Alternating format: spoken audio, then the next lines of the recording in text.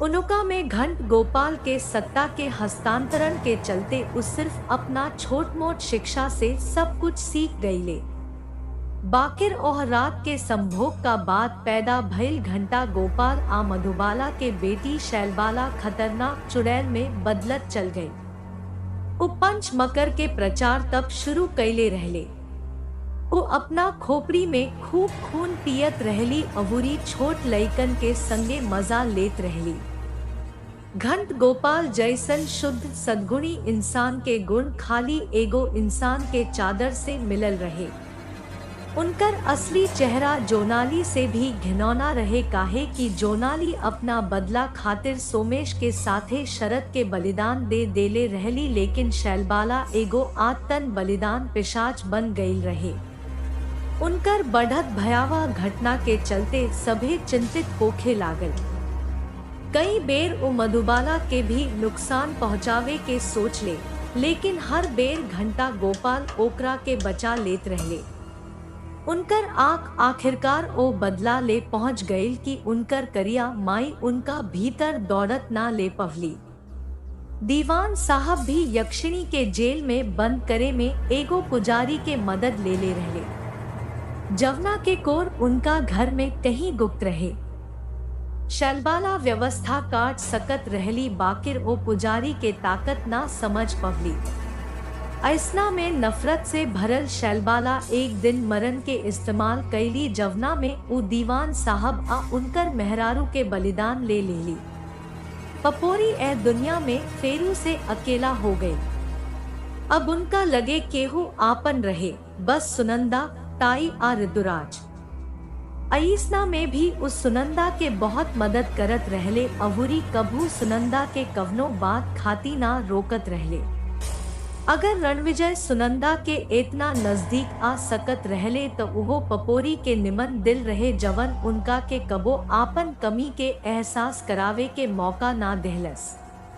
खुद इतना सुंदर होखला के बावजूद वो हमेशा सुनंदा के तारीफ करत रहली। एकरा से ज्यादा सुंदर बाड़ी बचपन में भी हालत बीत चुकल ताई के लगे अब खाली पपोरी बस के सहारा रहे। बेटा के रूप में दिन रात उनकर सेवा करत रहली, लेकिन यह सब में उ प्यार गायब रहे जवन उनका अपना प्रति रहे।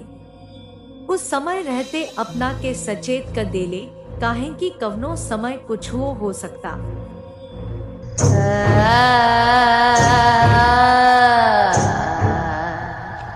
बाकिर अपना भीतर होखत कुछ बदलाव के उ ना समझ पवली, काहे कि उ एगो बढ़िया आ उच्च वर्ग के तांत्रिक के संतान रहली। एही से उनका सपना में अक्सर अजीब अजीब चीज दिखाई देत रहे। पहले तो उनका लागल कि उनका पर इतना दुर्घटना के असर उनका याद में बस गईल, आ फिर सपना में लौके लागल। बाकिर एगो अनजान आवाज उनका के खींच के सुनसान शवदाह गृह में ले जात रहे। वो नई की जानत की ऐसन काहे बाकिर कुछ ऐसन रहे जवन उनका के अपना जैसन बनावल चाहत रहे। एही बीच ऋतुराज छुट्टी मनावे खातिर वापस असम आ गईले। पपोरी बहुत देर बाद ओकरा के अपना संगे पा के बहुत खुश रहे, लेकिन ऋतुराज के संगे एगो अवूरी लड़की भी रहली। उनका नाम छुन्नू रहे। ऋतुराज छुन्नू के अपना साथे ले आइल रहले कि पपोरी के साथे रह के उनकर आ सुनंदा के ख्याल रख सके।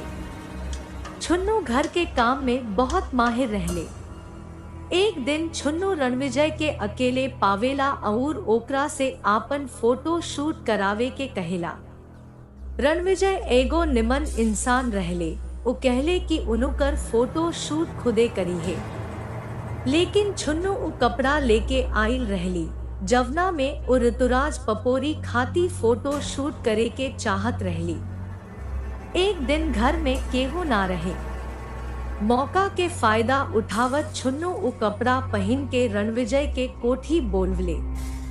कोठी में उनुकर बहुत फोटो क्लिक कैले, अवूरी उनुका से बाहर निकले के कहले कि वो आउटडोर फोटोग्राफी खाती। छुन्नू बस ओकरा के छुवे के चाहत रहे, उतुरते उनका साथे चल गईली। बाकिर जब दोनों जने लवटल तक छुन्नू का साथे रणविजय के देखला का बाद सुनंदा के मन सातवां गगन में चहुप गई। ओहो बहुत हंगामा मचवले। एकरा बाद छुन्नू के पपोरी से भी बहस हो गई, काहे कि उ बिना उनुका के सूचित कईले उनुका अलमारी के छू ले रहले।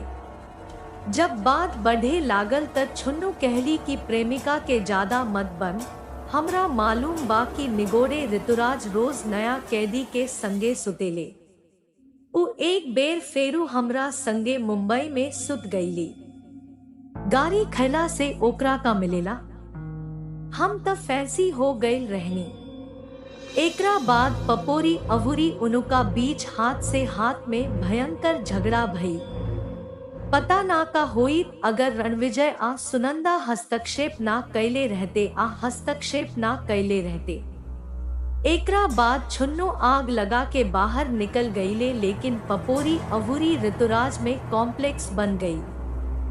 छुन्नू के प्रभाव में पपोरी ऋतुराज के दोषी ठहरावेले और फिर दोनों के बीच कड़ा झगड़ा हो जाला। बीच में स्थिति खराब से खराब हो गई। पपोरी एक बेर फेरू से बाधा के खिलाफ जवाबी लड़ाई लड़ले, बाकिर जवन होखे दिहल गए के जानत रहे।